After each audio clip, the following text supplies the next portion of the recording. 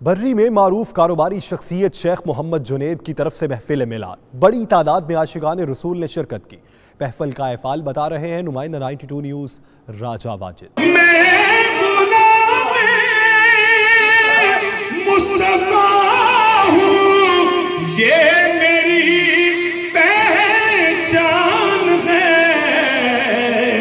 حضرت محمد صلی اللہ علیہ وآلہ وسلم کے میلاد کی محفل میں حافظ امجد محمود نے تلاوت کلام پاک سے روح پرور پروگرام کا آغاز کیا۔ عالمی شہرت یافتہ ثناخان مصطفیٰ سید ذوالفقار حسین حسینی اور سید الطاف حسین شاہ کاظمی نے اپنے مخصوص انداز میں کلام پیش کر کے حاضرین پر سرور طاری کر دیا۔ ایک پل میں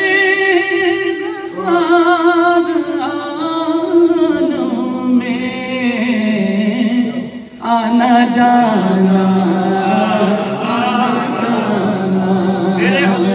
محفل کے مہمان خصوصی پیر سید صداقت حسین نقیبی محفل میں تشریف لائے تو ان کو پھولوں کا گلدستہ پیش کیا گیا۔ محفل کے شرکاء کا کہنا تھا کہ ربیع الاول کا مہینہ ایمان کو تازہ کرنے کا مہینہ ہے۔ جس محبت اور عقیدت نال ساڈے دوست احباب میرے آقا صلی اللہ علیہ وسلم نے جشن منا رہے ہیں، اللہ پاک اپنے محبوب پاک نے صدقہ نصارہ نے حاضری قبول کرا۔ میں آج کی محفل کے بارے میں یہ کہوں گا کہ آمد مصطفیٰ ہے، میلاد کی محفلیں سجائی جا رہی ہیں اور ربیع الاول کا مہینہ ہے، یہ مسلمانوں کے ایمان کو تازہ کرنے کا مہینہ ہے۔ آتے ہیں وہی جن کو سرکار بلاتے ہیں۔